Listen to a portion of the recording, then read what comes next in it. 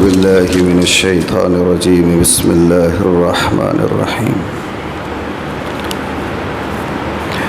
حرمت عليكم الميتة والدم ولحم الخنزير وما أهل لغير الله به والمنخنقة والموقوذة والمتردية والنطيحة وما أكل السبع إلا ما ذكيتم وما ذبح على النصب وأن تستقسموا بالأزلام ذلكم فسق اليوم يئس الذين كفروا من دينكم فلا تخشوهم واخشوني اليوم أكملت لكم دينكم وأتممت عليكم نعمتي ورضيت لكم الإسلام دينا فمن اضطر في مخمصة غير متجانف لإثم فإن الله غفور رحيم صدق اللہ مولانا العظیم۔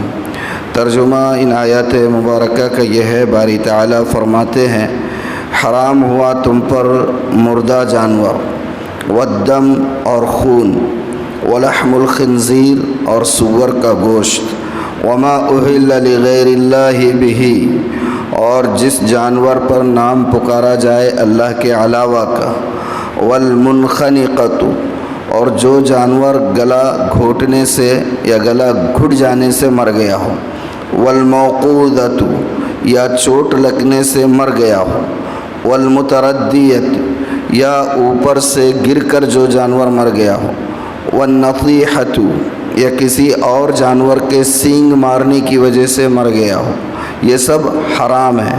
وما اکل السبع الا ما ذکیتم اور جس کو کھایا ہو درندے نے مگر یہ کہ جس کو تم نے ذبح کیا، یہ جتنے جانور ہیں خنزیر کو چھوڑ کر، چوٹ لگا ہوا، گلا گھٹ کر مرا ہوا، یا اسی طرح اوپر سے گر کر مرا ہوا، یا کسی کے سینگ لگنے سے مر گیا ہو، یہ آخری وقت میں اگر اس کو ذبح کر دیے تو حلال ہے ورنہ حرام۔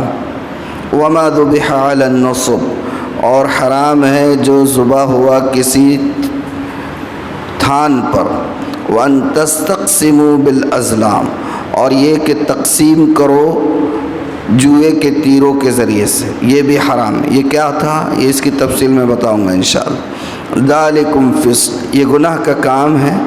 الیوم یئس الذین کفروا من دینکم آج نا امید ہو گئے کافر تمہارے دین سے، فلا تخشوہم واخشونی سو ان سے مت ڈرو اور مجھ سے ڈرتے رہو۔ الیوم اکملت لکم دینکم آج میں پورا کر چکا ہوں تمہارے لیے تمہارے دین کو، واتممت علیکم نعمتی اور پورا کیا تم پر میں نے اپنی نعمتوں کو، ورضیت لکم الاسلام دینا اور پسند کیا میں نے تمہارے لیے دین اسلام کو۔ فمن اضطر فی مخمصۃ پھر جو کوئی لاچار ہو جائے بھوک میں، غیر متجانف لإثم لیکن گناہ پر مائل نہیں ہے، یعنی بھوک کی شدت ایسی ہے کہ جان بچانا ضروری ہے اور رغبت نہیں ہے کھانے کی، شوق سے نہیں کھا رہا ہے، جان بچانے گناہ پر مائل نہیں ہے، فإن اللہ غفور الرحیم تو اللہ تعالیٰ بخشنے والا ہے، مہربان۔ یہ ہو گیا ترجمہ اس آیت مبارکہ کا۔ سورہ آل عمران 2 دن ہوئے شروع ہو کر اور آپ جانتے ہیں اس کی تیسری آیت آج ہم نے پڑھی ہے۔ سورہ آل عمران میں بھی اللہ تعالیٰ نے سورہ بنی اسرائیل ہی کی طرح احکامات بیان فرمائے۔ آپ کو یاد ہوگا جو حضرات یہاں سورہ نساء کے آغاز کے وقت بھی تھے اور پوری سورت سنتے رہیں کہ سورہ نساء کے اندر اللہ تعالیٰ نے مختلف احکامات بیان فرمائے، بالخصوص یتیموں کے احکام، بیواؤں کے احکام، اور اسی طرح وراثت کے مسائل اور شادی بیاہ کے مسائل، یہ بہت سارے احکامات اللہ تعالیٰ نے دیے تھے۔ اس صورت میں بھی اور اس صورت کے آغاز سے بھی اسی طریقے کے احکامات دیے جا رہے ہیں۔ آج جو حصہ ہم نے پڑھا اس میں اللہ تعالیٰ نے ایسے جانوروں کی تعداد بتلائی ہے یا ایسے جانوروں کا تذکرہ فرمایا ہے جو جانور ہمارے لیے حرام کر دیے گئے، اور کون کون سے ہیں اس میں سب سے پہلے تو فرمایا مردار جانور جو فطری موت مر گیا ہو یا کسی بھی وجہ سے مر گیا ہو، یہ کہ مر چکا تو اب اس کے حلال ہونے کی کوئی صورت نہیں ہے. صرف 2 جانور ایسے ہیں، جاندار جانور نہیں، جاندار، جو مرنے کے بعد بھی انسان کے لیے حلال رہتے ہیں. 2 کون کون سے؟ ایک تو مچھلی اور دوسرے ٹڈا کیا بولتے ہیں؟ ٹڈی دل بولتے ہیں نا، وہ جو ٹڈیاں آتے نا، ٹڈیاں کیا کہتے ہیں اس کو؟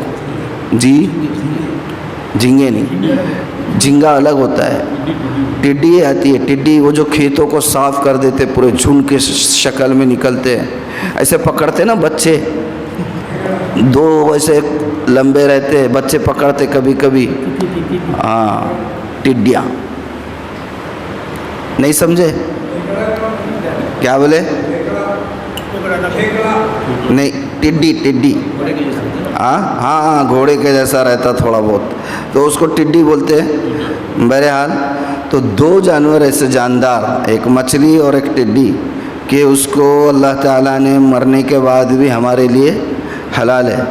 اس لیے اگر کسی ایسی جگہ پہ جانے کا اتفاق ہو جائے جہاں پہ مسلم ہوٹلیں نہیں ہیں، تو فش کیا بولتے ہیں، سی فوڈ منگا لینا، ڈائریکٹ آنکھ بند کر کے سی فوڈ منگا لینے کا.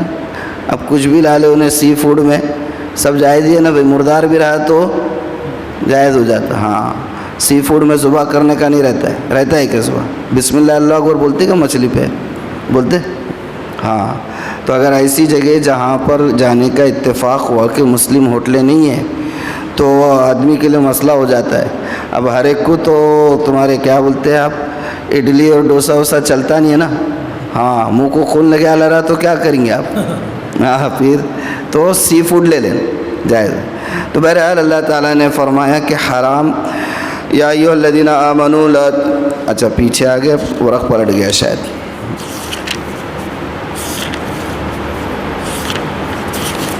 یہ ہو چکا ہے، اتنے جلدی اتنے اوراق کیسے پلٹ گئے؟ حرمت علیکم المیتہ، تم پر حرام کر دیا گیا ہے مردار، والدم، اور خون بھی حرام ہے. مگر کون سا خون؟ بہتا ہوا خون. کون سا خون؟ بہتا ہوا خون. ورنہ خون تو کلیجی بھی ہے اور خون تو تلی بھی ہے. یہ 2 چیزیں حرام نہیں ہے. کلیجی حرام نہیں ہے، تلی حرام نہیں ہے، اور یہ دونوں خالص خون ہے، جمے ہوئے خون ہے. تو خون کون سا حرام ہے؟ بہتا ہوا خون. فرمایا مردار حرام ہے، خون بھی حرام ہے. ولحم الخنزیر، اور سور کا گوشت حرام ہے. تو کیا سور کی ہڈی جائز ہے؟ اس کی چمڑی جائز ہے؟ بے اللہ تعالیٰ تو فرما رہے ہیں کہ سور کا گوشت حرام ہے. لفظ پرٹیکولرلی گوشت کا استعمال کیا گیا ہے، اس لیے کہا گیا کہ کھایا گوشت ہی کھایا جاتا ہے، چمڑی نہیں کھائی جاتی ہے، ہڈی نہیں کھائی جاتی ہے. کیا کھایا جاتا ہے؟ ہاں، اس لیے جو چیز زیادہ استعمال ہوتی ہے اس کا لفظ استعمال کر کے پورے کا مقصد لیا جاتا ہے. تو سور کی ہر چیز حرام ہے. اچھا ایک بات، مردار جانور کھا نہیں سکتے، حرام ہے. جیسے بکرا ہے، گائے ہیں، بھینس ہے، بکری ہے، کوئی بھی ہے، مرغی ہے، مردار نہیں کھا سکتے. لیکن مردار جانور کی چمڑی استعمال کرنا جائز ہے. مردار جانور کی چمڑی استعمال کرنا وہ جائز ہے. ایک مرتبہ اللہ کے رسول صلی اللہ علیہ وآلہ وسلم تشریف لے جا رہے. آپ نے دیکھا کہ کچھ لوگ جو ہے وہ ایک مری ہوئی بکری کے پیر پکڑ کے اس کو گھسٹتے ہوئے لے جا رہے. اب ظاہر سی بات ہے کہ ایک آدھ دن اگر ہو گیا ہو تو تعفن پیدا ہو جائے گا، بدبو پیدا ہو جائے گی. تو لوگ اس کو گھسٹ کر دور لے کر جا رہے. آپ نے کہا بھئی کیا کر رہے ہو؟ کہا کہ اللہ کے رسول صلی اللہ علیہ وسلم یہ مر چکی ہے، مردار ہے، اس لیے اس کو دور لے جا کر پھینک رہے تاکہ عوام کو تعفن اور اس کی بدبو سے تکلیف نہ ہو. تو آپ نے فرمایا بھئی ٹھیک ہے، اس کا گوشت نہیں کھا سکتے، چمڑی تو نکال لینا تھا نا. چمڑی تو آپ لوگ نکال لیتے اور اس کو اپنے استعمال میں لاتے. تو مردار جانور گوشت کھانا حرام، لیکن اس کی چمڑی استعمال کر سکتے. چمڑی استعمال، گائے ہیں، بیل ہے، اور ہرن ہے. آپ کسی نے ہرن معلوم ہے کتنی قیمتی رہتی ہے اس کی چمڑی، تو استعمال کر سکتے ہیں. سبحان اللہ، کیا دین ہے. وما اہل لغیر اللہ بہ، اور ہر وہ جانور جسے اللہ کے نام کے علاوہ کسی اور کے نام پر مخصوص کر دیا گیا، ذبح کر دیا گیا۔ ہاں، شادی ہو گئی بیٹے کی اور بڑے میاں نے پہلے سے طے کرے کہ بہو کو لے کے سیدھا قندار شریف جائیں گے، نہیں تو بڑے پہاڑ پہ جائیں گے اور وہاں جا کے بکرا ذبح کریں گے۔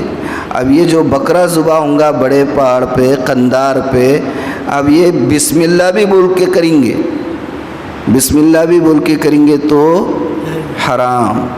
کیوں؟ نام پہ کر دیا گیا کسی اور کے نام پہ۔ ہاں، لوگوں کو بولے تو ارے کیا بسم اللہ بول کے ہم ذبح کر رہے، اور ہورے اللہ کے بندے بسم اللہ بول کے ذبح کر رہا، مگر لایا کہہ کے لیے یہاں پر؟ جہاں جس جگہ پر تو رہتا وہاں اللہ نہیں ہے؟ وہاں سے تمہاری اللہ نے قرآن میں کہا لن ینال اللہ لحومها ولا دماؤها ولکن ینالہ التقوی منکم، تمہارا خون تمہارا گوشت یہ نہیں ہے، یہ پہنچتا ہے۔ ہاں، تو قندار، بڑے پہاڑ اور فلاں مزار اور فلاں بزرگ کے پاس لے جا کے جو ذبح کیا جاتا ہے وہ بھی حرام۔ والمنخنقۃ، گلا گھٹنے سے جو جانور، گلا گھوٹنے سے جو جانور، یا تو کسی انسان نے گلا گھوٹا ہو یا کسی چیز میں اٹک گیا۔ اب بہت سے کلپ دیکھنے میں آتے، وہ جو بارڈر لائن رہتی ہے جالی لگی ہوئی ہے، اس میں میرے ایک کلپ دیکھنے میں آئی تھی کہ ہرن تھا یا کس تھا، اس کا گلا اٹک گیا، اب وہ نکل ہی نہیں پا رہا ہے، مر گیا، گلا گھٹنے سے مر گیا، ختم۔ والموقوذہ، یا چوٹ لگنے سے مر گیا، چوٹ لگ گئی خطرناک اور اس کی تاب نہیں لا سکا، برداشت نہیں کر سکا اور اس چوٹ سے مر گیا، حرام۔ والمتردیۃ، پہاڑ پر سے گر کر مر، اونچائی پر سے، پہاڑی نہیں، ورنہ پرٹیکولر پہاڑ لے لیں گے، معلوم آپ ٹیرس پر بکری باندھے تھے اور وہاں سے گر گئی اور بعد میں گر کے مر گئی تو بھی استعمال کر رہے، لیکن استعمال کیسے کر رہے؟ قریشی کو بلا رہے، بھائی لے لے، اب بیچ گری، خون گرم ہی چھونگا اس کا، لے کے چلے جا، اور انہیں بھی اس کو بھی جو تو پھکڑ بھاؤ مل رہی لے کے چل جاتا، حرام ہے۔ ہاں، بولیں گے مولانا نے بولے پہاڑ پہ سے گرا، پہاڑ پہ سے نہیں، اونچائی سے گر گیا، مر گیا، ختم۔ اونچائی سے جو جانور گر کر مر گیا، حرام۔ والنطیحہ، یا کسی دوسرے جانور کے سینگ لگنے سے جو مرا وہ بھی حرام ہے۔ وما اکل السبع الا ما ذکیتم، اور جس کو کھایا ہو کسی درندے نے، الا ما ذکیتم، سبحان اللہ، ہاں مگر جس کو تم نے ذبح کر دیا۔ یہ جتنے بتائے نا اللہ تعالیٰ نے، گلا گھٹنے سے جو مر گیا، یا چوٹ لگنے سے مر گیا، یا اوپر سے گرنے سے مر گیا، یا جو ہے تو کسی اور جانور کے سینگ لگنے سے مر گیا، یا کسی درندے نے کھا لیا، چیر پھاڑ کر دیا، تو یہ تمام 5 قسم کے جانوروں کو ان کی جان نکلنے سے پہلے، ان کی روح نکلنے سے پہلے اگر تم نے ذبح کر دیا تو حلال۔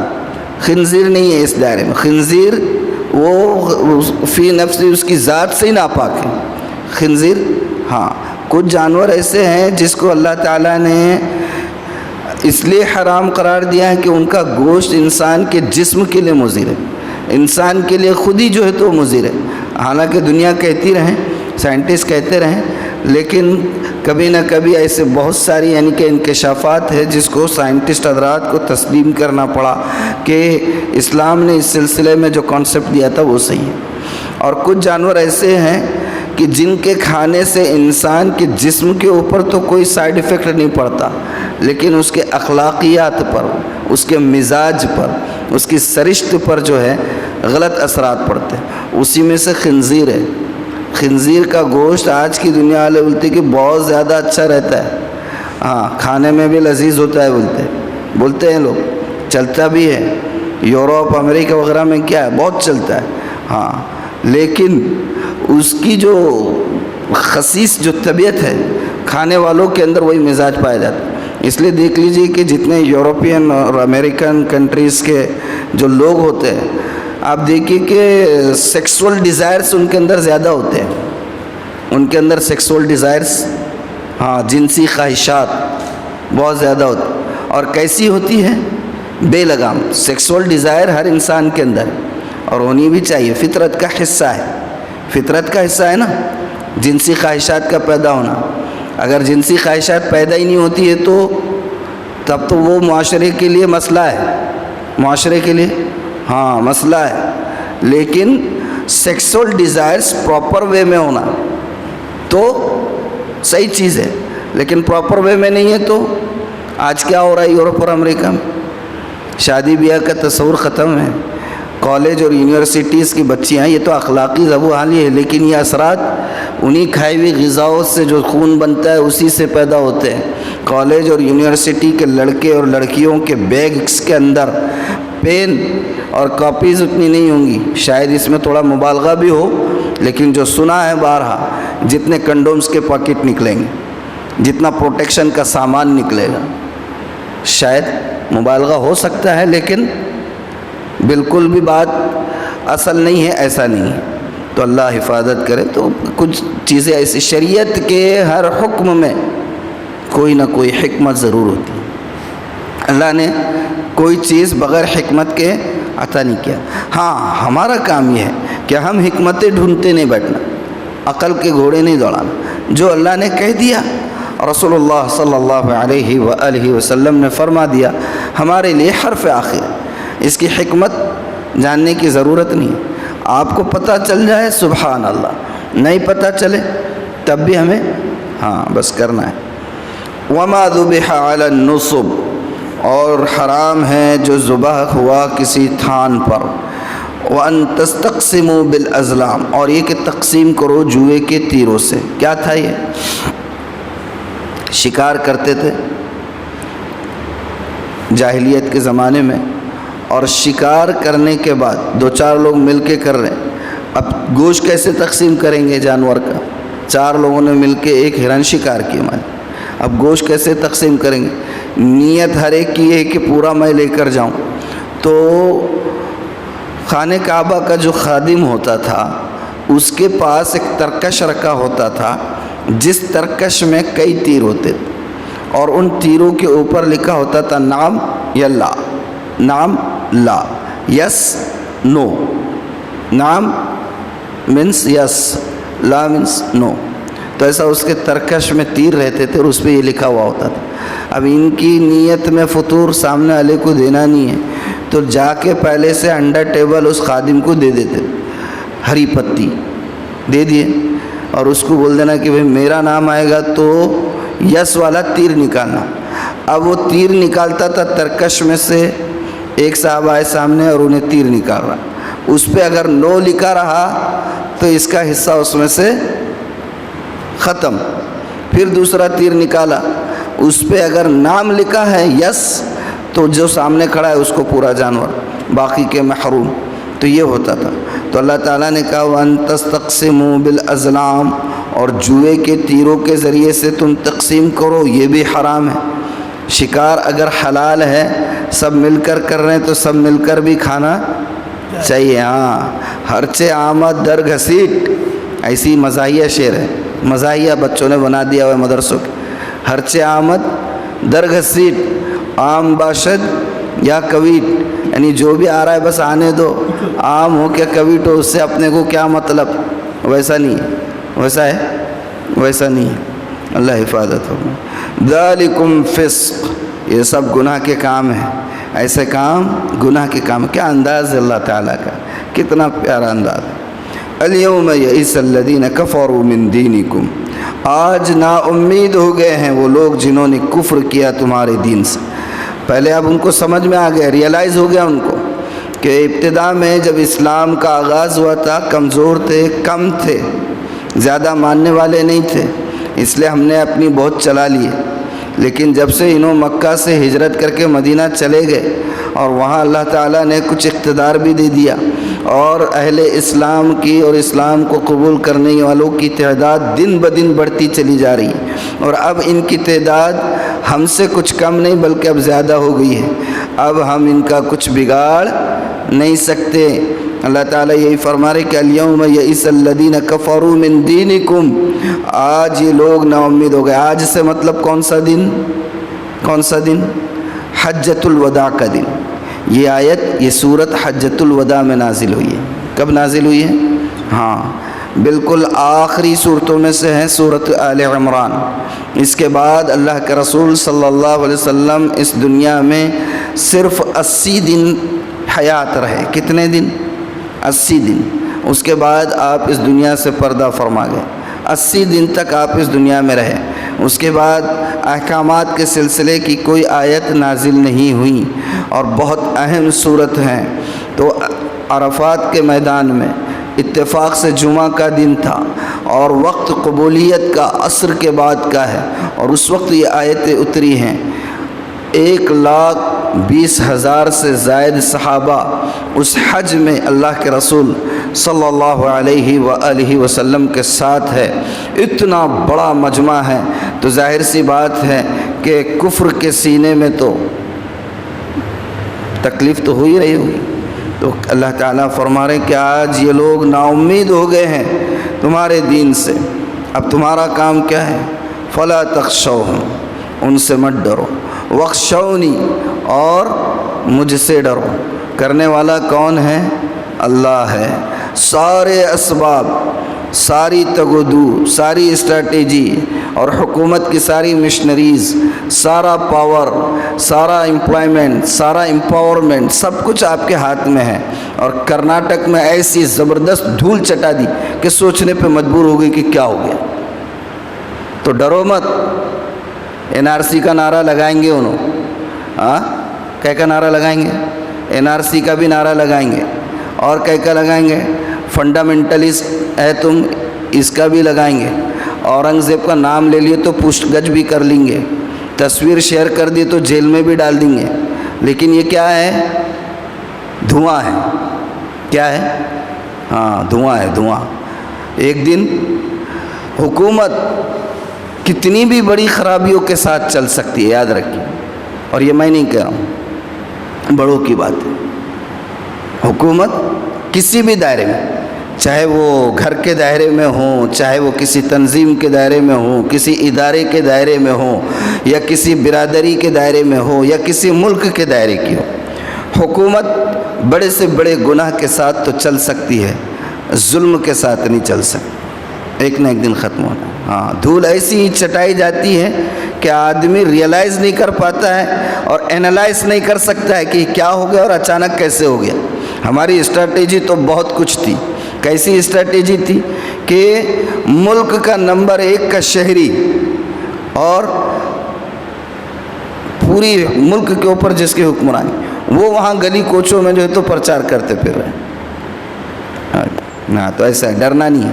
اللہ تعالیٰ فرما رہے ہیں آج مایوس ہو گئے کفر والے تمہارے دین سے، فلا تخشوا، ان سے مت ڈرو، واخشون، کس سے ڈرو؟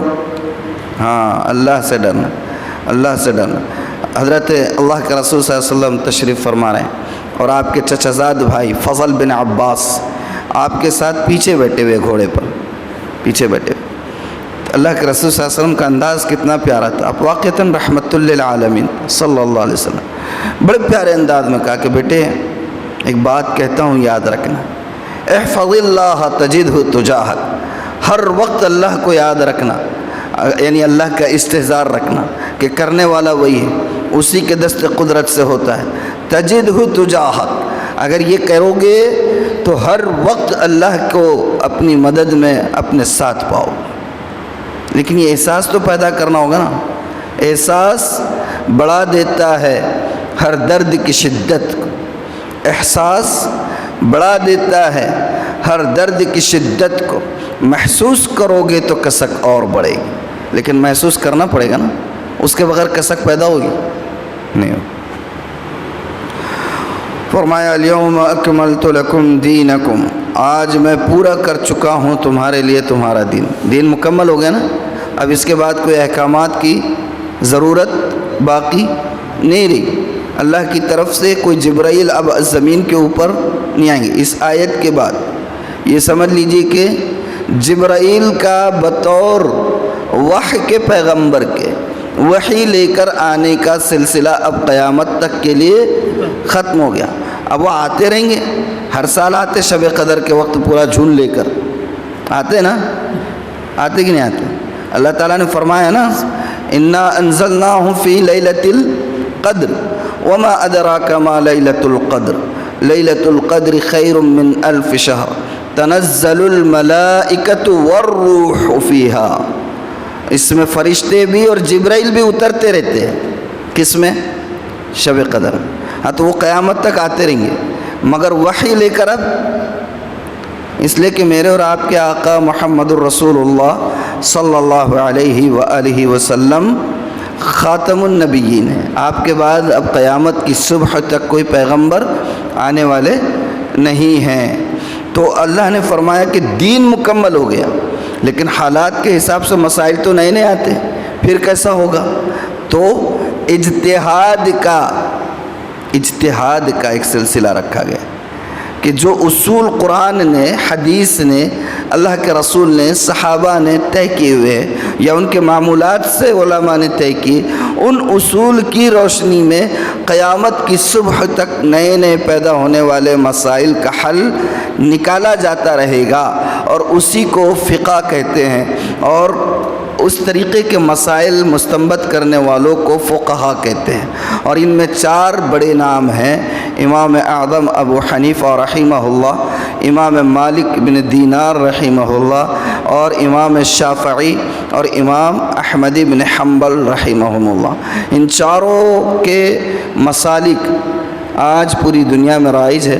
ان لوگوں نے جو فقہ کے اصول مرتب کیے کہ یہ صورتحال پیدا ہوگی تو اس روشنی میں، اللہ کے اس فرمان کی روشنی میں، نبی کریم صلی اللہ علیہ وسلم کے اس فرمان کی روشنی میں، آپ کے اس عمل کی روشنی میں اس کا یہ حکم ہوگا.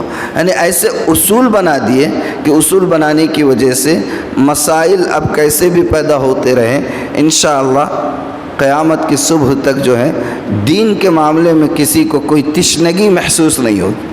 کیا محسوس نہیں ہوگی؟ ہاں. فرمایا الیوم اکملت لکم دینکم، آج میں پورا کر چکا ہوں تمہارے لیے تمہارا دین. واتممت علیکم نعمتی، اور پورا کیا تم پر میں نے اپنا احسان.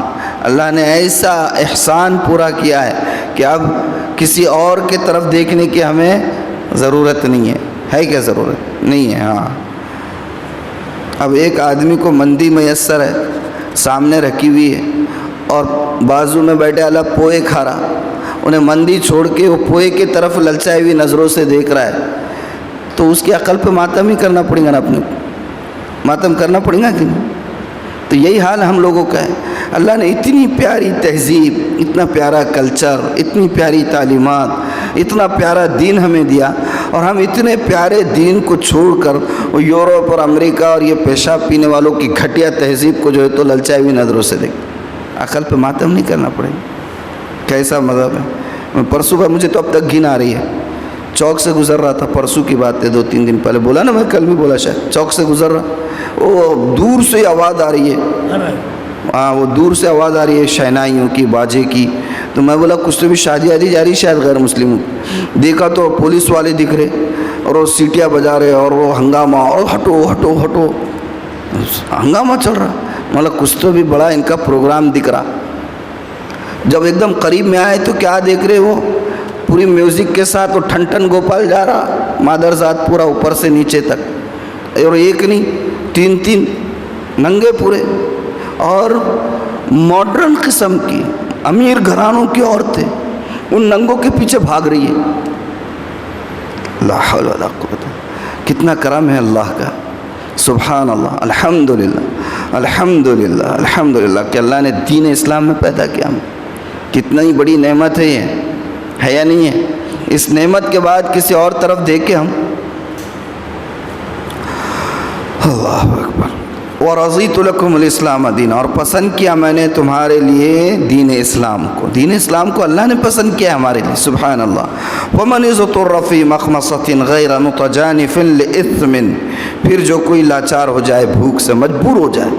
یعنی یہ جو جانوروں کا تذکرہ کیا نا کہ مردار ہے، حرام ہے، اتنے جانور پرٹیکولر، اگر کوئی بھوک سے کہ کچھ کھانے کو ملا ہی نہیں، اور یہ کہ اگر یہ چیز نہیں کھائے گا تو مر ہی جائے گا، تو جان بچانے کی حد تک کھانے کی اجازت ہے. ہاں بالکل جان بچانے کی حد تک کھانے کی اجازت ہے، بلکہ شروع پڑے تو معلوم ہوا کہ 7ویں حلق تک جو ہے تو لے رہے. ویسا نہیں، جان جتنے میں بستی اتنا کھانے کی اجازت ہے. ایسا کرو گے تو کیا ہے؟ فَإِنَّ اللَّهَ غَفُورٌ رَحِيمٌ، بے شک اللہ تعالیٰ بخشنے والا ہے، مہربان. یہ آیت جو ہے الْيَوْمَ أَكْمَلْتُ لَكُمْ دِينَكُمْ، کیا زبردست انعام ہے یہ اللہ کا.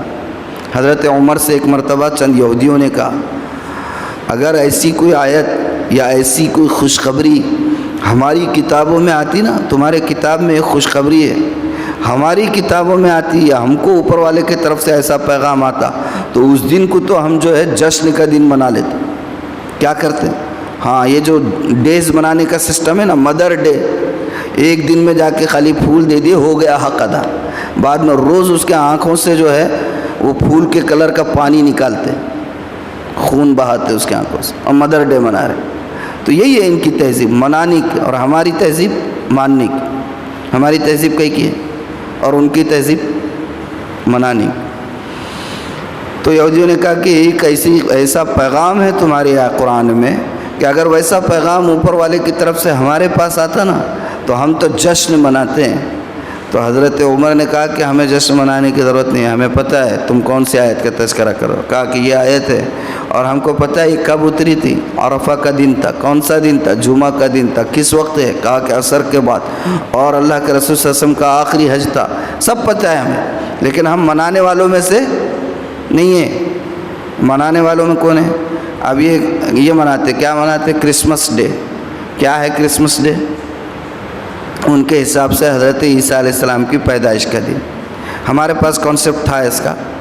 اللہ کے رسول صلی اللہ علیہ وسلم دنیا میں حیات رہے جب تک، آپ کے بعد آپ کے صحبت یافتہ وہ مبارک طبقہ صحابہ کا کتنے سال تک دنیا میں رہا.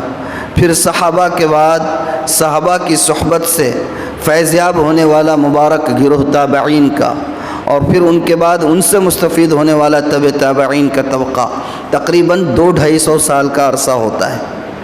اس پورے عرصے میں اس امت کا جو سب سے بہترین اور خیر القرون تھا، اس میں تو منانے کا رواج کبھی نہیں رہا.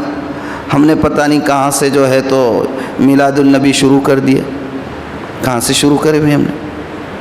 اللہ کے رسول نے نہیں منائے، صحابہ نے. بھائی زندگی میں منا رہے نا، برتھ ڈے آ رہا ہے نا، زندگیوں میں منا رہے. کبھی منائے اللہ کے رسول نے؟ اب تو یہ کلچر ایسا عام ہو رہا ہے مسلمانوں میں، اکرموا الخبز، حدیث ہے کہ اناج کی عزت کرو. اناج کیا ہوتا ہے؟ جس کو کھایا جاتا ہے وہی اناج ہے نا؟ کیا پرٹیکولر جس کو توے پہ سیکا جائے وہی روٹی ہے اور باقی سب چیزیں وہ اناج نہیں ہے؟ برتھ ڈے کے نام پر کیک لا رہے اور معلوم ہوا کہ اس کے منہ پہ پھینک رہے، ادھر پھینک رہے اور اسی کو اٹھا کے کھا رہے. صلاح فطرت کے مسخ ہونے کی انتہا ہوگی، اور اسی کو سمجھ رہے کہ فیشن ہے، اسی کو سمجھ رہے کہ کلچر ہے.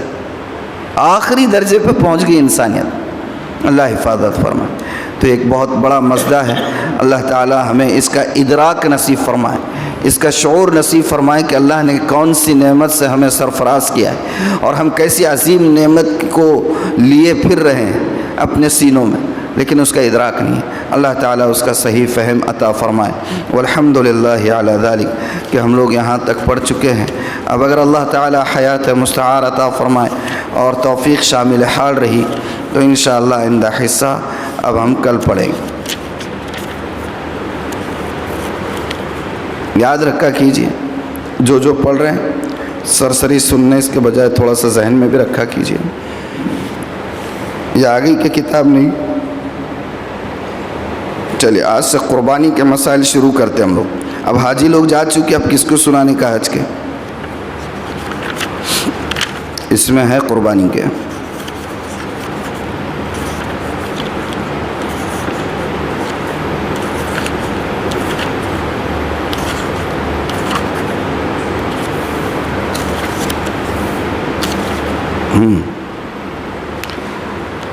دو 290 شروع میں تھوڑی تمہید رہتی ہے، وہ بھی پڑھ لیں گے.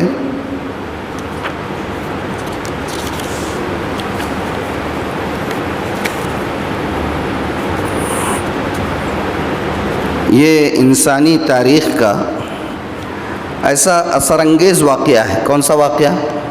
قربانی کا. یہ انسانی تاریخ کا ایسا اثر انگیز واقعہ ہے جس کے تصور سے ہی رونگٹے کھڑے ہو جاتے ہیں. ذرا تصور کیجئے کہ 86 سالہ بوڑھا شخص جو آرزو کے باوجود ابھی تک اولاد کی نعمت سے سرفراز نہ تھا اور بارگاہ خداوندی میں سراپا سوال بن کر یہ دعا کیا کرتا تھا، رب ہب لی من الصالحین، کہ اے میرے رب مجھے نیک اولاد سے نوازے، بالآخر ایک دن اس کی فریاد اس کے رب نے سن لی اور ایک حلیم، بردبار اور باوقار بیٹے کی نہ صرف بشارت سنائی بلکہ ہونہار اسماعیل کی صورت میں وہ مبارک بیٹا بھی عطا کر دیا گیا۔ بڑھاپے کی اولاد کی قدر وہی جان سکتا ہے جسے ایسے حالات سے سابقہ پڑا ہو، لیکن وہ باپ جسے یہ بیٹا عطا بھی کر دیا گیا، وہ باپ جسے بیٹا عطا ہوا تھا، وہ کوئی عام انسان نہ تھا، وہ تو اللہ کا خلیل اور توحید و انابت اللہ میں اپنے بعد آنے والی انسانیت کا امام بننے والا تھا۔ اس لیے رب العالمین کے دستور کے مطابق اطاعت و انقیاد اور بے چوں و چراغ امتثال امر کی کسوٹی پر اسے پرکھنے کا عمل شروع ہوا۔ چنانچہ اولاً اس معصوم جگر کے ٹکڑے کو اس کی والدہ ماجدہ کے ساتھ مکہ معظمہ کی بے آب و گیا وادی میں چھوڑ آنے کا حکم صادر ہوا۔